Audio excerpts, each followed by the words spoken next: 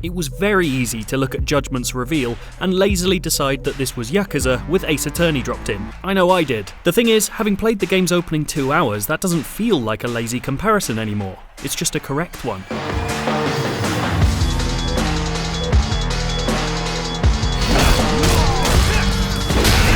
In its component parts, this is a Yakuza game. We're back in that series' ever-evolving Kamurocho setting, filled as it always is with neon distractions and strangers with strange requests. It's as beautiful as Yakuza 6, but crucially, Judgment's Kamurocho felt more alive in my time with it. The open-world map is once again densely seasoned with shops, minigames and arcades, and I'm assured that the meatier side activities that made Yakuza 0 such an enormous prospect will make an appearance along the way. If you want a quintessentially Yakuza anecdote from my time with Judgment, I took a break from heading to speak with a powerful gang member about a murder to spend 10 minutes playing a Kamurocho-themed parody of House of the Dead. And yes, it brings along Yakuza's wild shifts in tone as well. Lead character Takayuki Yagami is a lawyer-turned-PI, haunted by his successful defense of an apparent serial murderer, and we see multiple flashbacks, emotive speeches, and flourishing laments on that subject. But he also has time for comic interludes and unexpected detours. I'm told side quests won't be quite as strange as Yakuza's sub-stories, but they will push you down very different avenues than the core narrative. It isn't just borrowing the story structure of Yakuza. While the director has said Judgment won't feature characters from the series it's spinning off from, it does share some elements. Most prominently, the early stages reintroduce the Tojo clan, Kamurocho's most powerful organised crime consortium.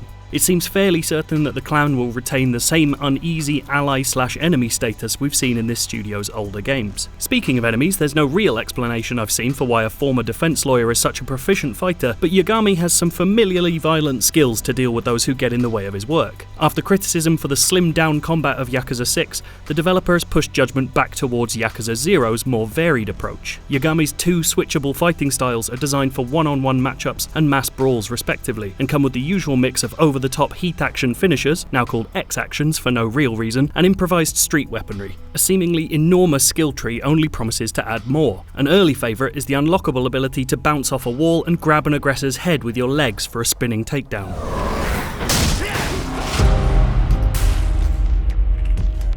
All of which is to say that yes, this feels very much like a Yakuza game, minus that game's recurring cast members, and it's the new characters that turn this into something else. And you may have guessed what that is based on the video's title. Yagami's position as a private investigator hired by lawyers to help crack cases introduces a series of systemic wrinkles to the usual fabric of Yakuza. You'll be identifying suspects based on visual clues, gathering evidence at crime scenes, then having to present the right evidence to unlock witness testimonies, all of which leads to more clues and more investigations. Dialogue's a big part of all this, with bonuses awarded for asking the right questions.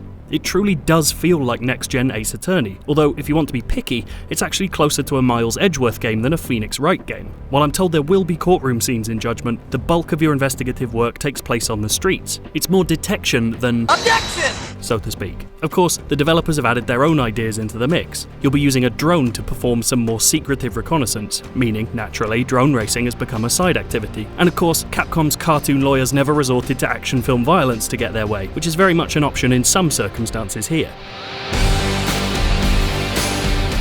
Good stuff.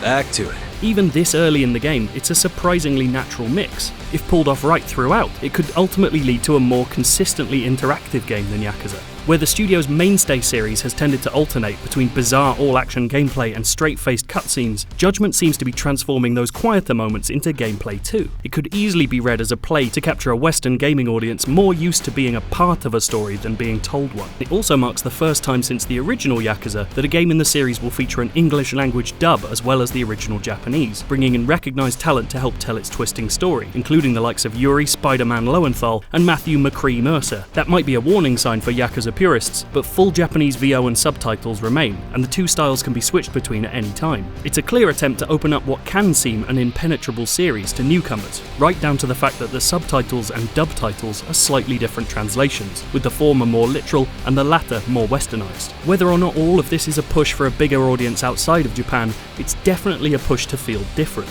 With Yakuza 6 apparently marking the end of Kazuma Kiryu's story, the series developers are seemingly looking to try something new within their own traditional strengths. Yes, Judgment feels like Yakuza, and yes, it feels like Ace Attorney, but by feeling like both, it feels entirely unlike anything else.